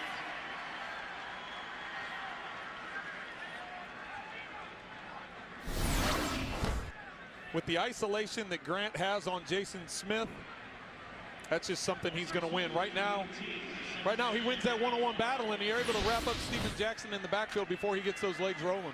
Smith, of course, the 2nd overall pick in this year's draft out of Baylor, playing at right tackle. Most people think he's going to move over to the left side eventually. As Jackson again, as they stick with the ground game and has very little room to roam. Scott Fujita back after missing 3 games with a calf injury, in on the stop. Jackson with just 17 yards in the second half on the ground. Well, I think you can hear the frustration from some of the Ram fans, but like I mentioned at the beginning of this drive, stick with what's working. It's not a time to panic. 3rd and long, you're a little more pressed to try and get the ball up the field, but with 12 minutes to go, stick with your game plan. Remember the injury to Keenan Burton in the first half. A leg injury, so only 3 receivers. And he dumps it off to Jackson, who's tackled well shy of the first down. Marvin Mitchell, Malcolm Jenkins combine on the stop. And for the first time, the boos ring down. And that's not the way you would like your offense to respond. Yes, you stick with your game plan, but your game plan has been running the ball, pounding the ball, using some play action. Bulger's had some success with bootlegs, getting outside of the pocket. That was not the response to the Saints scoring drive that you were hoping for. Donnie Jones to boot it away. Reggie Bush at his own 30, and he's going to step out of bounds, but there is a flag.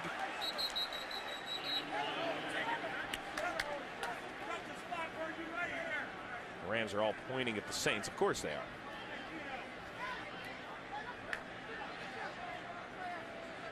Reggie may want to protect himself a little bit better when he's heading out of bounds, too. He's going to take a cheap shot on his knees. During the return, holding. 31 of the return team. 10-yard penalty. First down, New Orleans. Timeout. The Saints had just 91 total yards in the first quarter. They were held scoreless for just the 5th quarter this year in 33 quarters. But since then, they've been running all over the field, and Steve Spagnuolo's defense, actually, they've been running and throwing and returning kicks as well, if you want to throw that in there. Now it's Mike Bell up the middle to the 25. Gain of 1. Along those same lines, Chris, we talked with Greg Williams with the Saints, and he was saying that this coaching staff does such a great job of complementing one another. The offensive staff and the defensive staff, when they put their game plans together, they do such a good job of complementing each other. And the way they make adjustments at halftime, it goes right along with what you're saying. The adjustments they made at halftime and what they've been able to do and come out this second half on both sides of the ball have been impressive. And that's why they're closing in on a 9-game winning streak, something they haven't done in 18 years. Brees to throw it. Looks downfield for Shockey. He hasn't. We got past James Butler. He has the Saints right near midfield, and another first down. 25-yard pitch and catch from Breeze to Shockey. The tight ends have been a big part of this passing game today. And once again, Jeremy Shockey coming off the line, match up one-on-one with Butler. You see he gives a nod to the inside, gets outside. Drew Brees is so accurate when it comes to throwing the ball down the field. We saw the touchdown pass earlier to Meacham where he placed it just over the outstretched hand of the defender. There he gets it over the top of Butler's head and puts it right on the money for Shockey to come up with the catch. Drew Brees is going to have to burn a timeout as the play clock was dwindling down.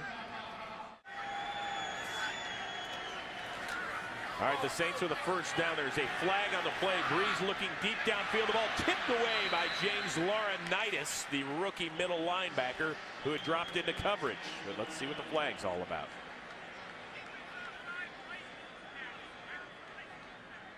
Offside, defense, nose tackle, 5-yard penalty, first down. Well, that is just a crusher for the Rams. And even though they're going to get the 5 yards, Drew Brees is going to be mad at himself. He's been so accurate with the ball down the field. We've touched on it. The fact that Laurinaitis was able to jump up and get a hand on that. You don't care that the defense is offside if you're able to get big play up the field. So Drew's going to be mad at himself for that. But no harm, no foul, 1st and 5. But plenty of harm and foul for the Rams defense that desperately needs a stop or a turnover or something. And it's not that, which is another Saints first down by Mike Bell. Once again, we're seeing the interchangeable running backs. Sean Payton in this offense, something you mentioned earlier. They started the game out with Bell. Reggie Bush has a couple of touchdowns. Pierre Thomas has had a solid day, and now that is Chris Long, who seems to be dinged up a bit, pointing to his right knee. And that's what makes this Saints offense such a tough offense to defend. We've mentioned all the weapons that are at Drew Brees' disposal from a passing game standpoint. But from a running game standpoint, when you're able to rotate your 3 backs, you're able to wear down the defense. They're going to get tired towards the end of games. You have 3 fresh backs. You're rotating them the entire time. That's the impressive thing about a back like Steven Jackson for the Rams. He's the workhorse. He's the one getting all the carries, and he just grinds out and wears that defense down with his power style of running. You see number 72, Chris Long. He hobbled off the field under his own power with a slight limp, and the man in front of him is wide receiver Keenan Burton, who was injured in the first half. He was sitting on the Rams training table with crutches. Brees, in the meantime, a little low, intended for Devery Henderson. One of the few mistakes that Drew's made this second half. You know, slowly but surely, the numbers just pile up for this potent Saints offense. They're up to 411 total yards. And then, of course, they also had the 97-yard kickoff return on top of that. This is an offense that averages more than 425 yards per game, almost 38 points. As we said, they're on pace to set the single-season scoring mark in NFL history. Mike Bell trying to bounce it outside. Dragged down by Quincy Butler. The impressive thing about the Saints offense today, we mentioned, and you showed the stat a little bit ago, Chris, is the fact that they struggled in the first quarter. They didn't have any points in the first quarter. They were limited in terms of yardage for them in the first quarter. What's been impressive is the fact that they've made adjustments. They got some things going in the second quarter. They got on the board. And here in the second half, they've made some real adjustments and have been able to move the ball both in the pass and the run game. Critical 3rd and 7 for the Rams defense. Brees all day to throw, and the ball is kicked away by Leonard Little, the Rams' all-time sack leader. And now the question is, if you're Sean Payton, you go for it, or do you punt it? And it looks like he's going to send on the punting unit. For just a second, he was toying with the idea. Well, because you're right in the middle of that range. You know, John Carney has had an unbelievable NFL career, but whether or not he's going to kick a 54, 55-yard field goal, or do you take the punt that could potentially be, a 20, 25-yard net? I think with them having a double-digit score lead, you go ahead and punt, make the Rams drive the field. And there's going to be a roughing the punter penalty, or is that going to be running into the punter? It certainly looked like roughing. Craig Dahl did the damage on Thomas Morstead. Gene is holding up 5, telling the Saints line, the sideline, that it's only going to be 5 yards, which would be surprising because I thought it was more of a roughing penalty than a running into penalty. That's Gene Steratore, the referee. I know you're on a first-name basis since you're a quarterback. You're allowed to use that. You get to know him. Running into the kicker. Defense, 5-yard penalty. Replay 4th down. Take another look at this and see whether or not it should have been the 5 or the 15. Well, the interesting thing with this penalty, it ends up being a running into the penalty, but now because of that 5-yard gain, the Saints are bringing their offense back out on the field, and I don't know if that's necessarily roughing or running into, but I do know now you got Drew Brees in this offense back on the field, and they're going to go for it with this field position, so it'll be about a 4th and 2. So 4th and 2. The Rams would have gotten the ball back. And now if they can stop the Saints, they would actually get the ball in great range here at the 31. 3 receivers set. Shockey also split out. Here Thomas in the backfield. The Saints 2 for 7 this year on 4th down. Are they just trying to draw them off sides? That's exactly what they were trying to do. So now what? Do you send the field goal unit out? Do you keep your offense out there, or the punting unit? I'm going to put it on me? Yeah, I'm going to put it on you. Me? If it's me, I'm going for it. Of course you are. You're an offensive guy you're talking to here. And I know as an offense and as a quarterback leading a prolific offense like the Saints have, you want to go for it every time. And when the game is potentially on the line here, where if you get the first down, you can put the Rams away and finish this game up. I know as a quarterback, Drew Brees is going to be politicking to go for this thing. Well, John Carney is 45 years old. It would be a 48-yard field goal if he'd try it from here. His long this year is only 46. I don't think Mr. Carney is too pleased with the decision either. Well, I think it's well within his range. It's just a matter of you're giving them the ball. If you miss the field goal, you're going to give him the ball at the 39-yard line. If you don't get this first down, you're giving it to him at the 30. They give it to Kyle Eckel, who is going to be stopped shy of the first down by a host of Rams, including Harris Lennon.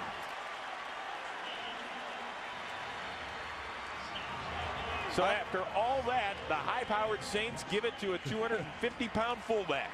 I have a hard time criticizing Sean Payton and what this offense can do. They are obviously moving the ball up and down the field. They've been doing it all season long. But to give the ball to Kyle Eckel in that situation, it was really more to try and catch the Rams defense off guard. Kyle gets the ball here. You see Mike Bell in the backfield on the swing pattern. Drew Brees gives the fake pitch like he's going to him. Good job by the Rams defense stepping up. Now it's time for the Rams offense to answer. Bulger out of the shotgun. Ball in the air, in and out of the midst of McMichael, and Jonathan Vilma almost had an INT. Those are dangerous, dangerous footballs. When you see that ball floating in the middle of the field, that generally ends up in a pick like that. Mark puts a little juice on this ball. He tries squeezing it in there between the defenders, and whether or not Randy was ready for that heat, didn't respond real well. The ball gets tipped up. Fortunately for the Rams, it hit the ground. They get another shot. Steve Spagnuolo trying to keep his defense's energy up, but the offense has got to get it going. It's Jackson on the delay, trying to pop outside. He gets dragged down from behind by Jonathan Vilma.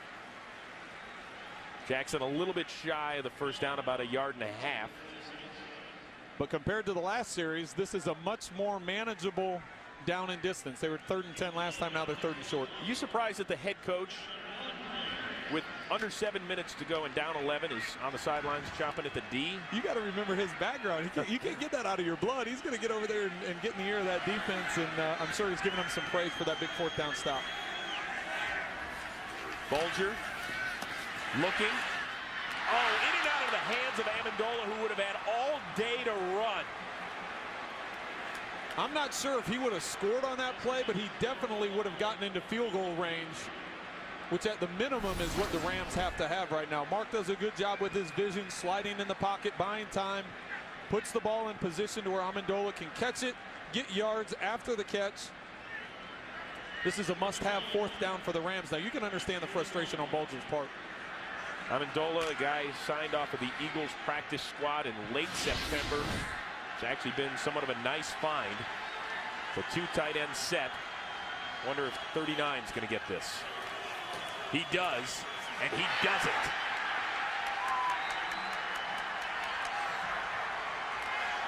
Will Smith, the former Pro Bowler, coming up money as both defenses come up with critical 4th down stops.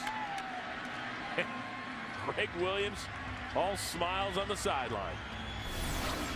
And he has reason to smile. 4th down, Steven Jackson's been pounding it up in there. You can see Shanley comes in for the isolation on Carney, blows up the hole. The penetration by the defensive line, the penetration by the linebackers to stop Steven Jackson before he gets moving downhill and pushing that pile. Good job by the Saints defense. But obviously that series was lost on the miss to Amendola, who, as I said, would have had all day to run and continued to drive. Instead, it's the Saints with the ball and the lead, and that is Mike Bell getting it down to the 36. Well, now you've got to change your sense of urgency if you're the Rams. We talked about staying with the game plan, staying with what's been working. But now with an 11-point game, 6 minutes to go in the 4th quarter, you may have to consider start using some of those timeouts. Start bringing blitzes that leave your secondary isolated one-on-one matchups, because you have to take those risks. You have to take those chances. 2 tight end set with both Shockey and Thomas in the game for the Saints. It's Pierre Thomas off the left side. Laurinaitis and Larry Grant spin him down. With the 2 tight end set, the 2 back set, the Rams actually had 9 players in the box on defense, leaving isolation up top one-on-one with Ron Bartel and Meacham. Chris Long back into the game. He was injured a little bit earlier. We talked about the balance of this attack, and you can see it is almost even between run and pass, but on 3rd and 4 with so many options, what are you looking for? I'm looking for them to run the ball again, go with the draw, go with the screen. Try and get something very sure-handed that keeps this clock running. It is Reggie Bush in the backfield. Breeze is pressured and dropped by Chris Long. His 2nd sack of the season. I think his knee's feeling pretty good. You can see the isolation on the bottom of the screen with Thomas one-on-one. Chris Long is coming off the edge one-on-one. Drew Brees looks for the hits to Thomas. He looks to the swing to Reggie Bush. Good coverage by the Rams, and Chris Long, his never quit attitude, was able to drive back and get in and get the sack of Drew Brees. Morstead on to punt it. Last time we saw him, there was a running into the punter penalty. Amendola lays out a Saint at the goal line. It was Courtney Roby. So Amendola perhaps frustrated a little earlier by that critical 3rd down drop. Takes it out on Roby, who says, yeah, you know what, I'll take that. Plus my 97-yard kickoff return and my 11-point lead. Amendola realizes that the ball is going to be placed inside the 5-yard line, if not inside the end zone. Realizes that Roby is looking in the air, trying to locate the ball so he can down it.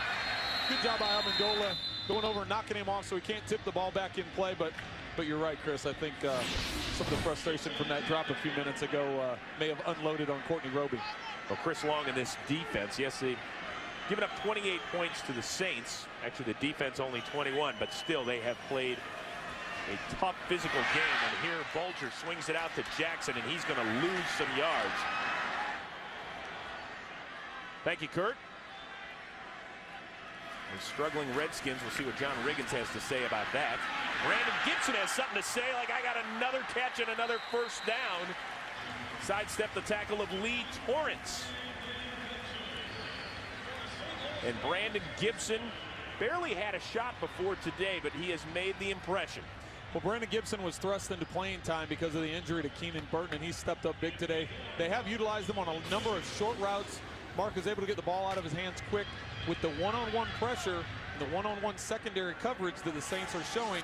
He's done a good job of getting the ball in his hands and making that first guy miss and getting vertical.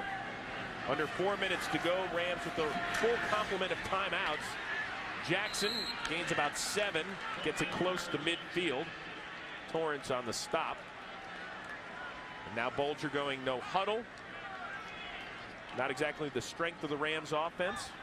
No, with only 3 wide receivers still dressed, it's not a strength right now, but the Rams definitely have to get in position for at least a field goal. Daniel Fells with a tight end, upended by Harper.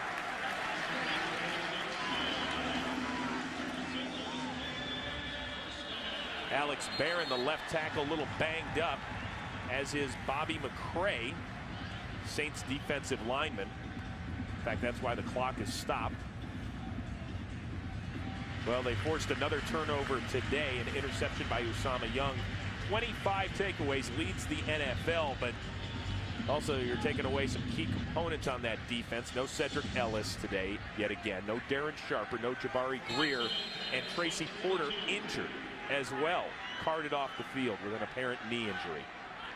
So new personnel in the secondary. And Mark Bulger trying to take advantage. It is Fells again who gets it down to the 20 before being stopped by Harper. Good job by Bulger putting some zip on the ball. Jonathan Vilma had dropped into middle coverage. That was a cover 2 look. Jonathan Vilma had dropped into middle coverage. Mark was able to put enough zip on the ball to where Jonathan Vilma couldn't come over and get a hand on that ball. Bulger and the Rams use their first timeout. They are in the red zone yet again, and this Rams offense, this is really the most productive they have been all season, the most fluid. It looks like they finally had some rhythm. You know, you talked earlier about the fact they're the lowest scoring team in the NFL. They're averaging under 10 points a game.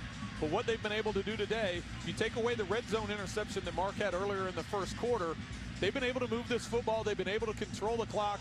They've had success in the red zone, which they haven't been able to have for most of the season. So now that they've got the ball down in the red zone again, 2:50 left to go in the game. It'd be great to get a touchdown, but it is a 2-score game, so you definitely want to get a field goal. Don't take any undue risks. Touchdown would be great. 2-point conversion potential. Bulger looking for Avery. He's got it, and it's a touchdown.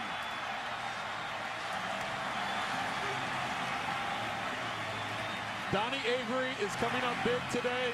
We talked about in the opening one-on-one matchups these wide receivers are going to have. Donnie Avery has a one-on-one matchup there. Mark Bulger puts the ball up, puts it in position to where he can have success with Randall Gay. One-on-one. See down here at the bottom of your screen. Oh, that's the inside slot receiver. On the outside is Randall Gay and Donnie Avery. He goes up. He does a good job of not only securing the ball with the catch, but getting both feet in bounds. Now they are going to go for 2. The Rams this year, it is their first 2-point conversion attempt. Bulger out of the shotgun with Jackson in the backfield.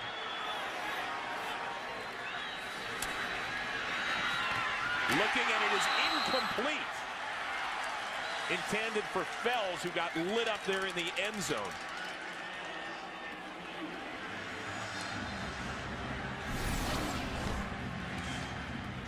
They tried to get an isolation. One-on-one, Donnie Avery, great job of ball control, but keeping his feet and getting that second foot inbounds. Jumping over the top of Randall Gay. Another touchdown for Donnie Avery. Another touchdown for Mark Bulger. Bulger has had a huge day with 263 yards passing and a couple of scores. Both of them to that man, the second-year man out of Houston, Donnie Avery, the first receiver taken in the 2008 draft.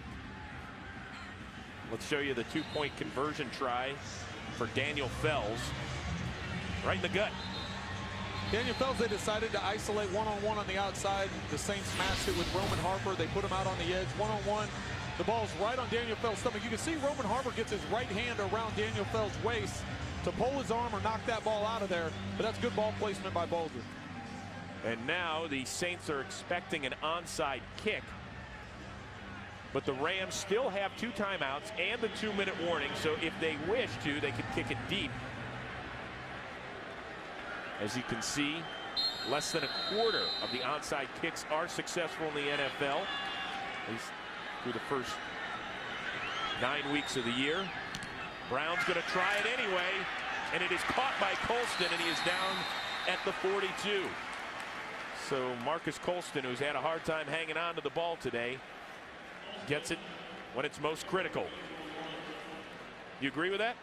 I'm not a big fan of that. With 2 timeouts and the 2-minute warning, you've got to come in, put the ball down in there because it's a field position game now. And this onside kick, you can see the Rams do a good job. The Saints do a good job of coming up and isolating, but your chances are so slim. You mentioned the percentage chances of actually recovering an onside kick.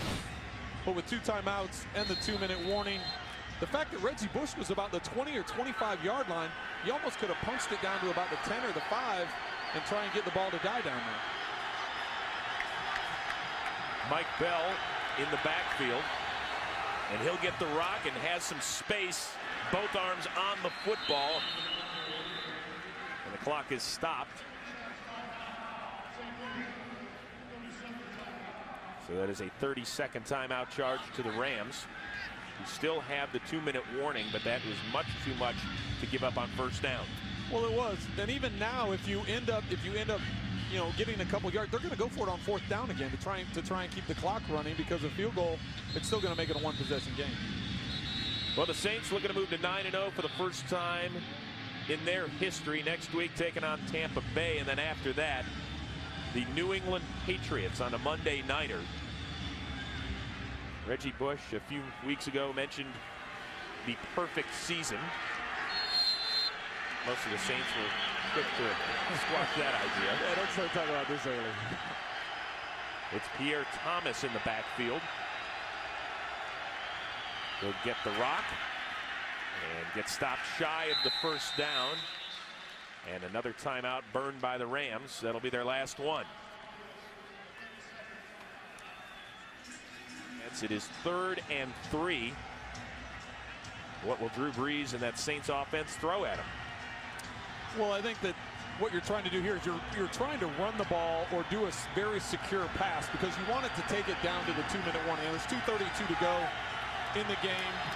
Get a couple yards, get the clock running, make it a critical 4th down. You want to get the stop if you're the Rams.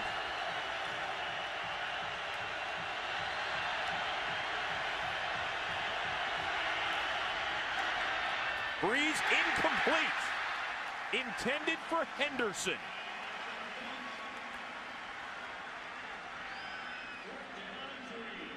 And now, who do the Saints send out onto the field? There have been a couple of these game management decisions that I guess you want to scratch your head at a little bit. Once again, I don't want to second guess Sean Payton. He's done an incredible job with this offense.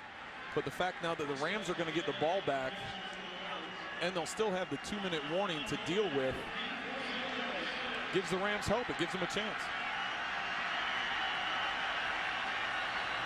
Morstead to punt it away to Amendola. And, well, I mean, if it's Australian rules football, it's great. I don't know exactly what the idea of that punt was. To almost punt it into the crowd. Well, that was a net punt of 15 yards. If you're going to punt it out of the back of the end zone, just go for it. But hey, they're undefeated. We're not. So those are the decisions they're making, and now it's time for their defense. Greg Williams, we talked about it, bringing in a new attitude, bringing in a new approach.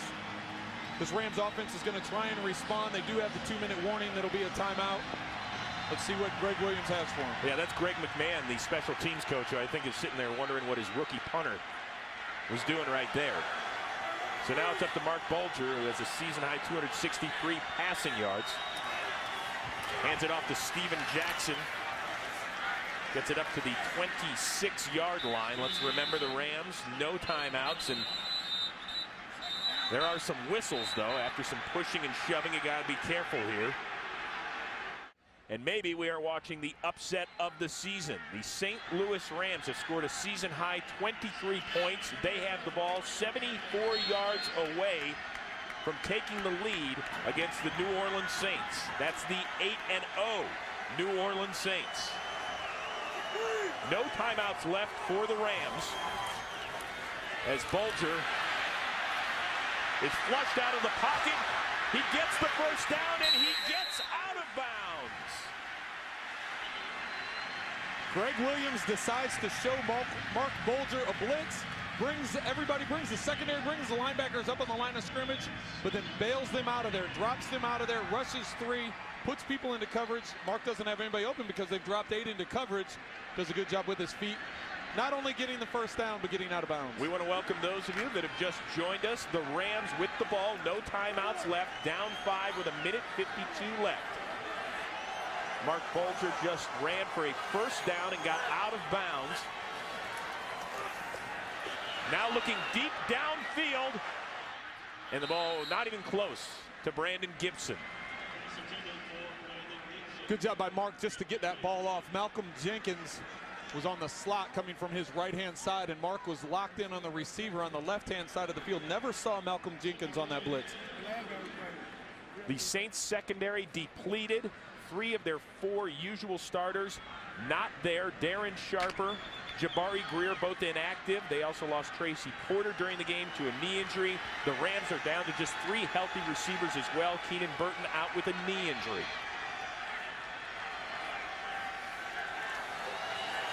Bulger hits Jackson out of the backfield.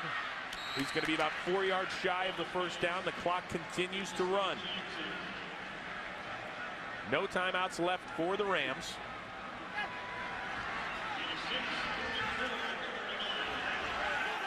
Under 1.5 minutes to go. Bulger incomplete, intended for McMichael.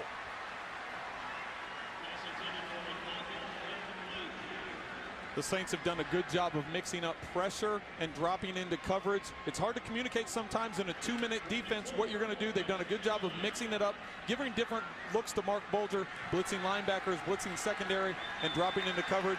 This is the game right here on 4th down. And a lot of new faces in that Saints secondary for defensive coordinator Greg Williams. So it comes down to this, 4th and 4.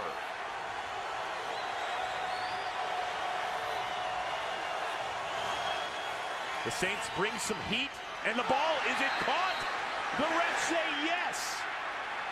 Brandon Gibson grabs it. Now remember, the Saints cannot challenge that play. It has to come from the booth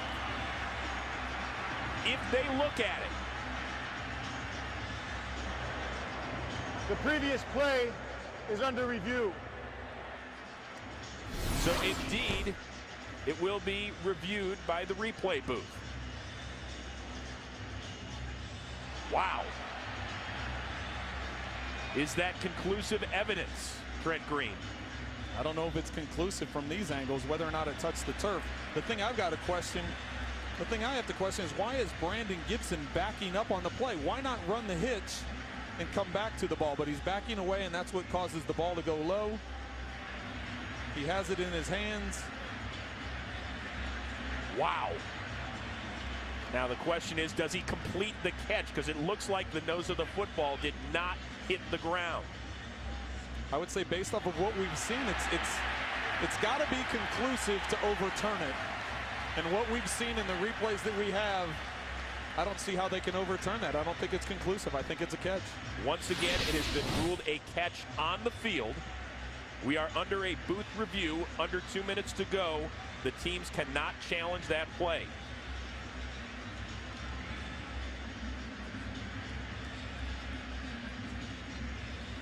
Well, don't forget, this is really just the beginning of an outstanding football Sunday on Fox. Some of you will see the Cowboys up at Lambeau Field, a critical game for the 4-4 Packers.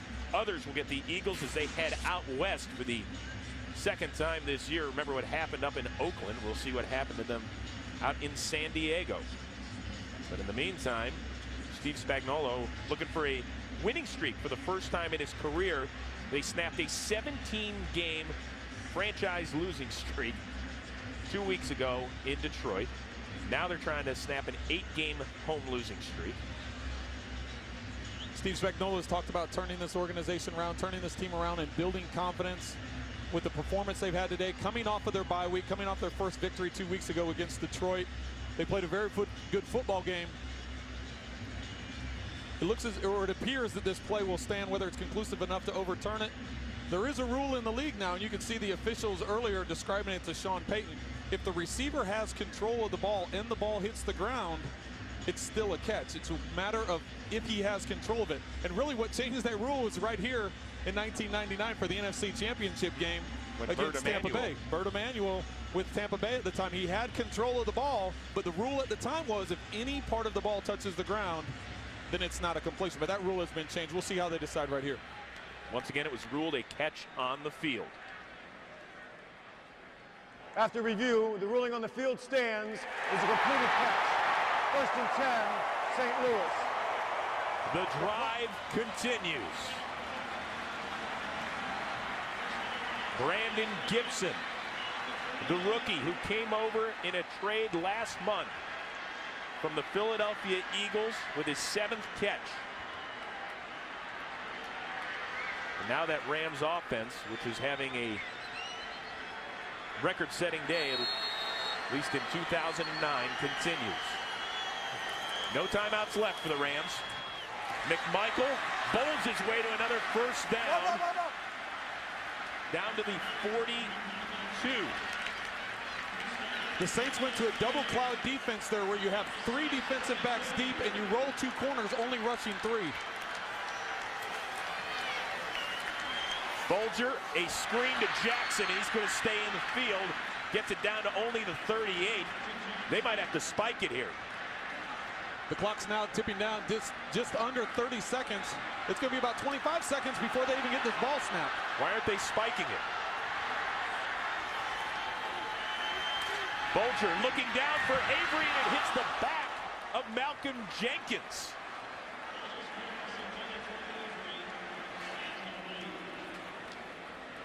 Avery had Jenkins beat.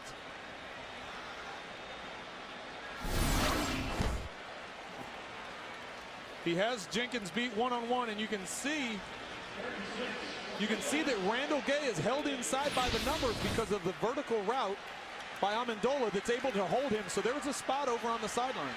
So now under 20 seconds left, you throw anything in the middle of the field, it could be over depending on where that happens. Bulger looking, he does throw it to the middle of the field. Jackson stopped shy of the first down.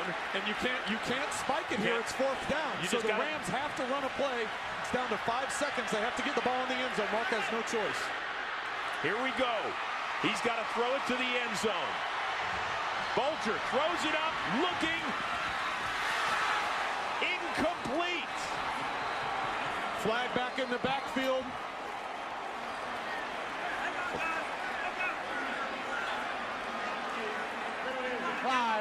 That is the end of the game. And with the holding penalty, Sean Payton and the Saints move to 9-0.